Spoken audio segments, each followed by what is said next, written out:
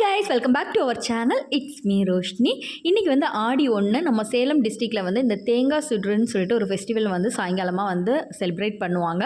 So எனக்கு இந்த function பற்றி எதுவும் தெரியாது. நம்ம பக்கத்து வீட்டில் இருக்க அக்கா, அவங்க பொண்ணு, அப்புறம் அவங்களுடைய மாமா எல்லோரும் வந்து சூப்பராக வந்து செலிப்ரேட் பண்ணிகிட்டு இருந்தாங்க. ஸோ நம்மளும் ஜாயின் பண்ணிவிட்டு வீடியோஸ் எல்லாம் எடுத்துகிட்டு தேங்காயெல்லாம் சுட்டு சாப்பிட்டோம். ஆக்சுவலி இது என்னென்னு பார்த்தீங்கன்னா, தேங்காவை வந்து அந்த நாரெல்லாம் நல்லா ரிமூவ் பண்ணிவிட்டு அதுக்கப்புறம் அந்த தேங்காவை வந்து சுரண்டி அதுலேருந்து தண்ணியை ரிமூவ் பண்ணி எடுத்துட்டாங்க. அப்புறமா ஒரு ஸ்டஃபிங் வந்து ஃபில் பண்ணுறோம்.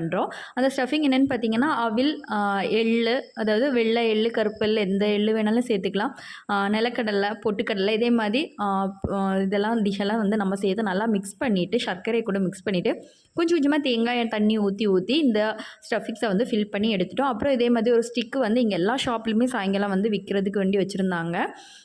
ஐ திங்க் எனக்கு இந்த ஸ்டிக்கை பற்றி எதுவும் தெரியலை, பட் ஏதோ ஒரு ஐதீகம் இருக்குதுன்னு சொன்னாங்க இந்த ஸ்டிக்கில். அதனால் மஞ்சள் எல்லாம் தேய்ச்சி வச்சுருந்தாங்க.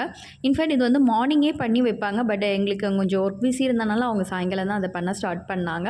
அப்புறம் வந்து என்னால் அது குத்த முடியலையா, ஸோ அவங்க மாமாக்கிட்டே கொடுத்துட்டு அந்த அண்ணா தான் நீட்டாக வந்து அந்த ஸ்டிக்கோடைய எண்டை வந்து கொஞ்சம் கூட ஷார்ப் பண்ணி அந்த ஸ்டிக்கில் அதை வந்து ஸ்டிக்கை வந்து அந்த தேங்காயில் வந்து நல்லா சொருகி நல்லா வந்து டிப் பண்ணி நல்லா இடித்து என்ன பண்ண முடியுமோ எல்லாமே பண்ணி அதை வந்து நல்லா ஸ்ட்ராங்காக பண்ணி வச்சுட்டாரு.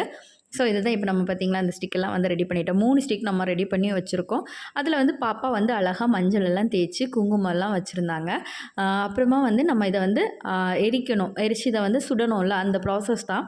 ஸோ நம்ம வீட்டு பக்கத்துலேயே வந்து இந்த பனைமரம் ஓலைகள் எல்லாம் விழுந்துருந்துச்சு. அதெல்லாம் வந்து அந்த அண்ணாவும் அங்கே வீட்டில் இருக்க அக்காவும் எல்லாம் புறக்கிட்டு வந்தாங்க. அப்புறம் வந்து நம்ம வந்து அதை வந்து வீட்டு முன்னாடி போட்டு நல்லா வந்து தீ போட்டு, இங்கே கொஞ்சம் வெளிச்சம் இல்லாதனால பக்கத்தில் எங்கள் வீடு தான் இருக்குது.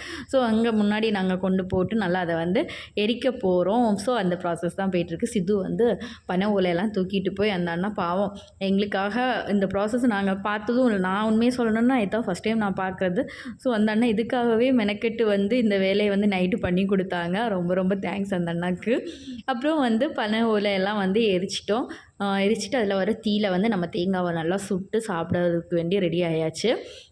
ஆக்சுவலி நான் சுட்டுட்டு இருந்தபோது என் தேங்காய் வந்து டொபுக்குன்னு அதுக்குள்ளாடி விழுந்துடுச்சு. அப்புறம் அதை என்னெல்லாமோ பண்ணி அதை வந்து எப்படியும் சுட்டு எடுத்துட்டோம் நாங்கள்.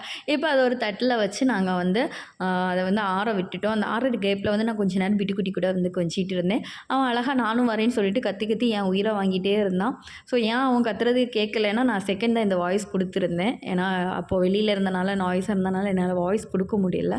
அந்த தீயெல்லாம் அணைச்சிட்டு நாங்கள் வந்து தேங்காய் ஆறு வரைக்கும் வெயிட் பண்ணியிருந்தோம்.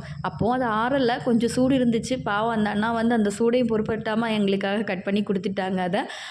அதை வந்து நாங்கள் அந்த தோலெல்லாம் வந்து ரிமூவ் பண்ணிவிட்டு என்கிட்டே கொடுத்தாங்க, நீயே கட் பண்ணுமான்னு சொல்லிவிட்டு. அப்புறம் நானே கட் பண்ணி பார்த்தேன். வாவ், சூப்பராக இருந்துச்சு. அப்படியே எச்சி ஊறிச்சு. எப்படி இருக்குன்னு தெரியாது, இதுதான் ஃபஸ்ட் டைம் நான் டேஸ்ட் பண்ணி பார்க்குறது. அப்படியே ஒரு எக்ஸைட்மெண்ட்டில் இருந்தேன். ஸோ எல்லாமே வந்து கட் பண்ணிவிட்டு டேஸ்ட் பண்ணி பார்த்தேன். டேஸ்ட்டு சூப்பராக இருந்துச்சு. எனக்கு கொஞ்சமே சர்க்கரை மட்டும் கம்மியாக இருந்துச்சு. ஏன்னா நான் கொஞ்சம் சுகர் வந்து பைத்தியம், கொஞ்சம் அதிகமாக சாப்பிடுவேன்.